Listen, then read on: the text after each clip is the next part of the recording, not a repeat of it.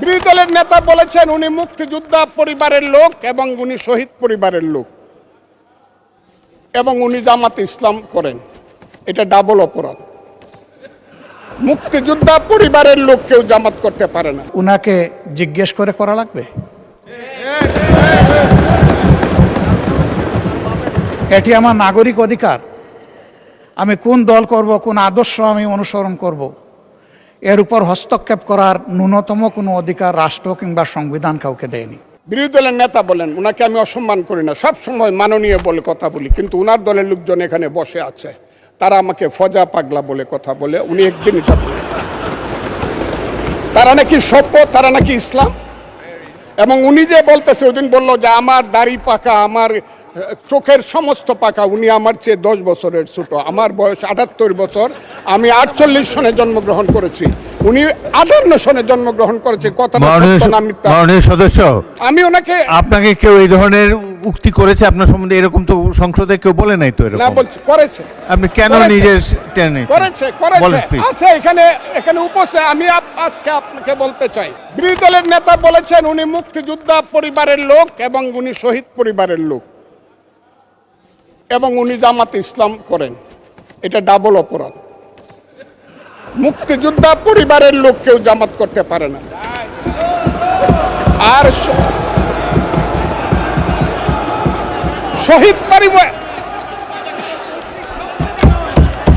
পরিবারের লোক, মাননীয় সদস্যবৃন্দ ওনাকে বলতে দেন।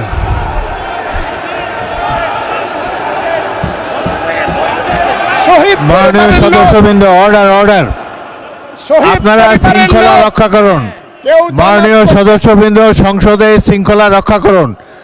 মাননীয় সদস্য ফজলুর রহমান, আপনি শেষ করুন, কষ্ট পাইতেছেন, বক্তব্য শেষ করুন। আমি আবারও বলে রাখলাম, শহীদ পরিবারের লোক তো জামাত করতেই পারে না, আর জামাত করলে ডাবল অপরাধ করতেছে। মাননীয় সংসদ সদস্য বয়সে আমার বড়, তিনি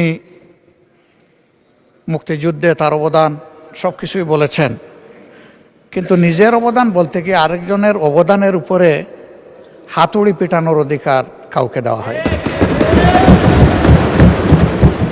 তিনি পার্সোনালি আমাকে হার্ট করেছেন।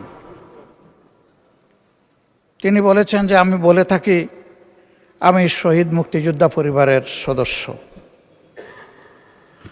তাহলে ইনি এটাকে চ্যালেঞ্জ করছেন। 2 নম্বর, উনি বলেছেন কোনো মুক্তিযোদ্ধা কিংবা শহীদ মুক্তিযোদ্ধা পরিবারের কেউ জামাত ইসলামী করতে পারে না। তাহলে উনাকে জিজ্ঞেস করে করা লাগবে। এটি আমার নাগরিক অধিকার। আমি কোন দল করব, কোন আদর্শ আমি অনুসরণ করব, এর উপর হস্তক্ষেপ করার ন্যূনতম কোনো অধিকার রাষ্ট্র কিংবা সংবিধান কাউকে দেয়নি।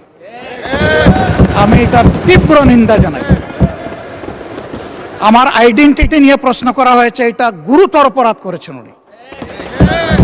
আবার আমার আদর্শ সিলেকশনের ব্যাপারে উনি কথা বলেছেন, এটা বাড়তি অপরাধ করেছেন উনি। আমি অনুরোধ করব মাননীয় স্পিকার, তার এই অসংসদীয় অংশটা এখান থেকে যেন এক্সপাঞ্জ করা হয়।